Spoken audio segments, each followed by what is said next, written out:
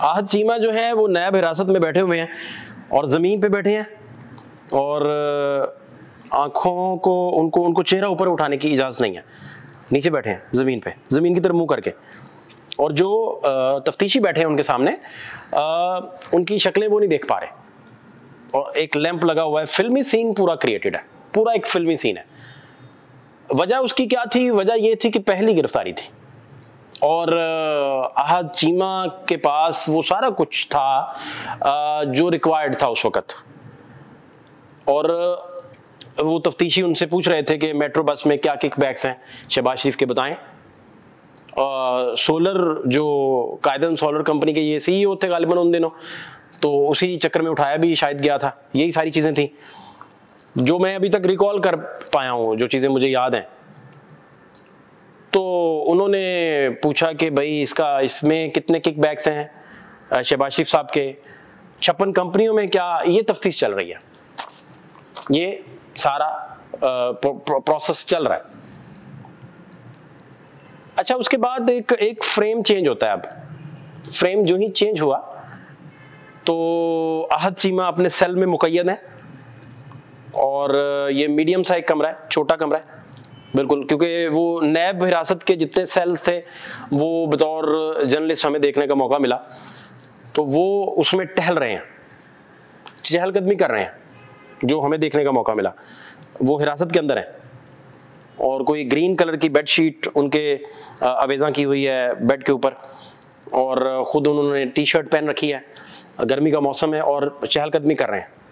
और एक कैमरा लगा हुआ है ऊपर, जैसे आप ATM में जाएं तो ऊपर कैमरा लगा होता है, तो हर 1.5-2 मिनट बाद वो कैमरे को गौर से देखना शुरू करते हैं, 10 सेकंड का पॉज लेते हैं, फिर कुछ सोचते हैं और दोबारा वॉक शुरू कर देते हैं। एक ये सूरत हाल बन गई।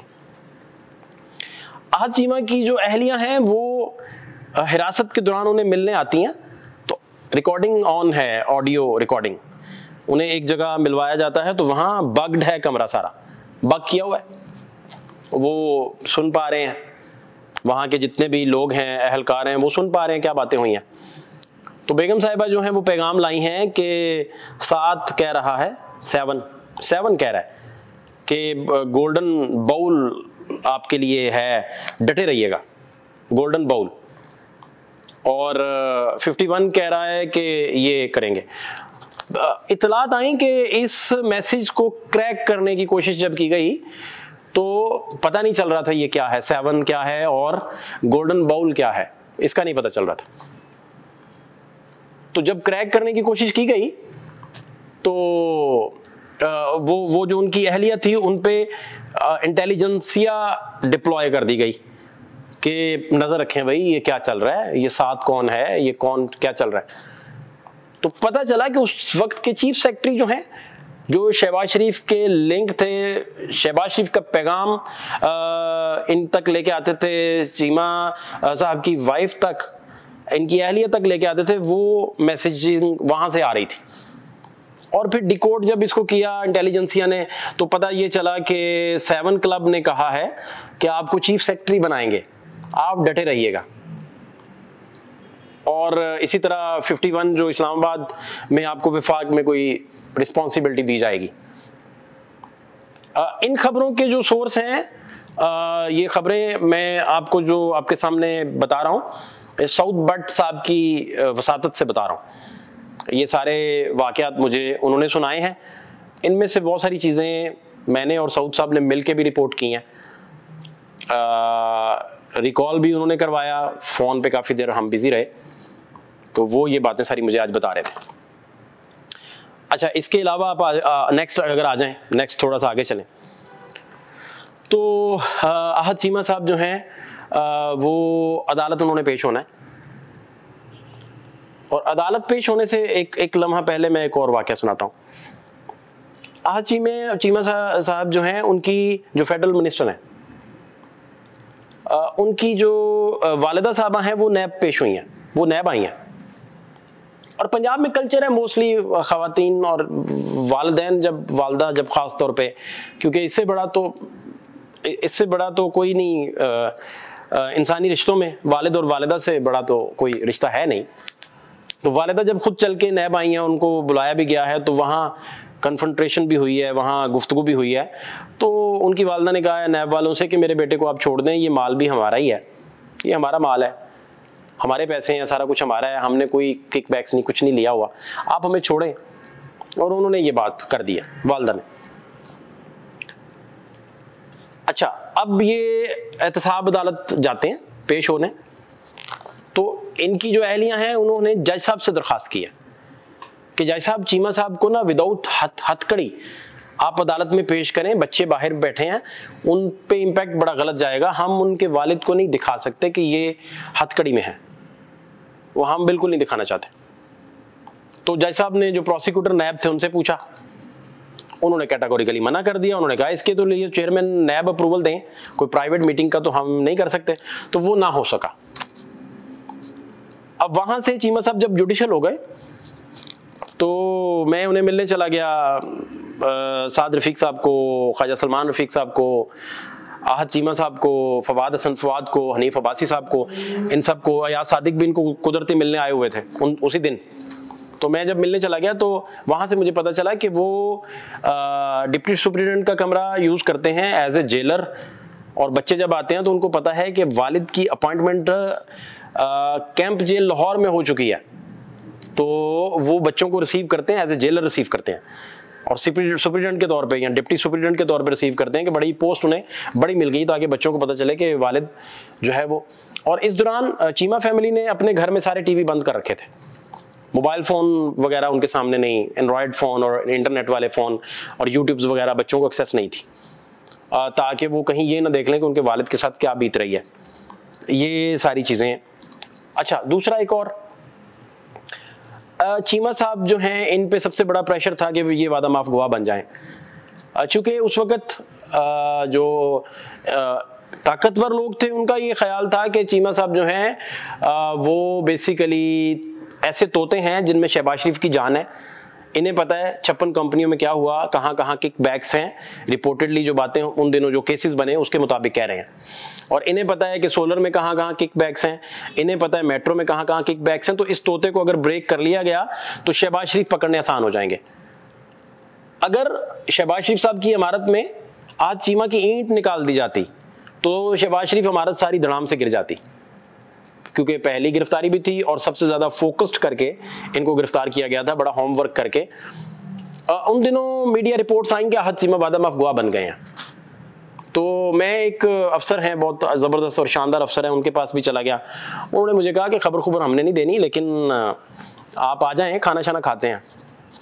तो उन्होंने खबर कोई ना दी। मैं चलते फिरते कभी फलां बंदे से पूछ, कभी फलां बंदे से पूछ, कभी चपड़ासी से पूछ, कभी नायब कासद से पूछ, कभी किसी को कहे, कभी किसी को कहे।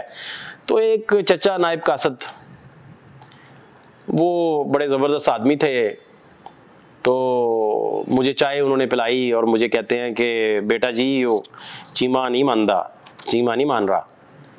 तो मैंने फिर ये खबर फाइल कर दी कि चीमा वादा माफ गवाह बनने से मुकर गए, और रोजनामा दुनिया ने इसे पब्लिश किया और छापी है खबर, ये पढ़ी है, रिकॉर्ड पे पढ़ी। अच्छा जी, अब ये सूरत हाल जो है ये यहाँ तक आके ख़त्म नहीं होती। मतलब जब आपको ये लिंक मिल जाए और बेगम साहिबा को भी इंटेलिजेंसिया के सामने उनको भी चेज़ किया जाए और पता चल जाए कि कौन सा लिंक दरमियान में है, और उस वक़्त का चीफ सेक्रेटरी प्राइवेट गाड़ी में कई दफ़ा चीमा हाउस में चीमा साहब के घर भी तशरीफ़ लाए ताकि प्लान किया जा सके सारी चीज़ों को, और पैगामात भी आते हों सारे। मसलन मामला सिर्फ इतना है कि उस दौरान भी उन्होंने बच्चों तक नहीं पहुंचने दिया कि वो किस गर्दाब में फंस गए हैं। और आज ट्वीट्स उनके बच्चों के नामों से भरे हुए हैं, ट्वीट्स उनकी अहलिया के नाम से चल रहा है। मैं पूरी बात करते ना बच्चों का नाम ले रहा हूं ना अहलिया का नाम ले रहा हूं।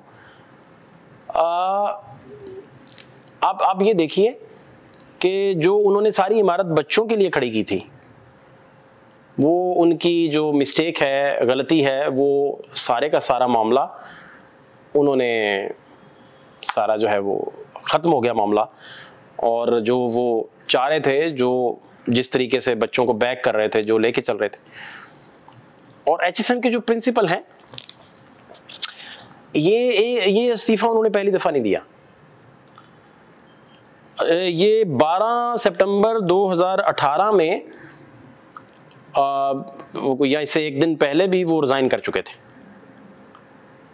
कशमाला तारिक जो हैं, जो ही उन्होंने इम्पोर्ट्स पर्सन का वफाक में फेडरल इम्पोर्ट्स पर्सन का ओथ लिया, तो उन्होंने फौरी तौर पर अपने बेटे के लिए परस्यू कर दिया। गवर्नर सरवर साहब थे, पीटीआई के गवर्नर, और गवर्नर सरवर साहब को पता था कि जो एचिसन के कॉलेज के प्रिंसिपल हैं वो बता चुके हैं उन्हें ऑलरेडी कि बच्चा जो है वो क्यों निकाला गया है, मिसकंडक्ट पे कैसे कैसे निकला है।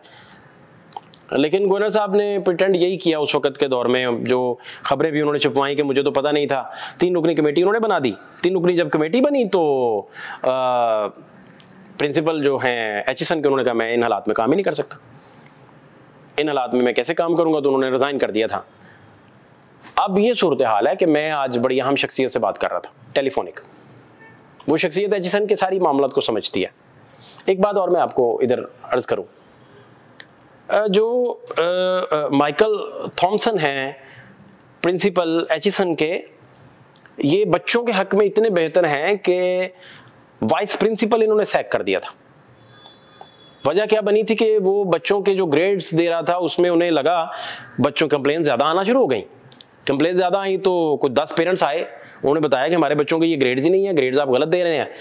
तो बच्चों को दोबारा राइट दिया गया पेपर देने का कि दोबारा अटेम्प्ट करके दिखाएं, सिर्फ ये चेक करने के लिए कि उनको वाइस प्रिंसिपल ठीक कर रहा है गलत कर रहा है। तो बात खत्म हो गई, वो उन्होंने साइडलाइन कर दिया था। हर गवर्नर इनको कोई ना कोई लेटर लिखता है, कोई ना कोई प्रेम पत्र भेजता है, और ये रिजाइन कर देते हैं और छोड़ देते हैं, कहते हैं मेरे लिए ये माहौल ही नहीं है। शमीम खान जो हैं, इनसे पहले उनकी भी रिप्यूट यही थी।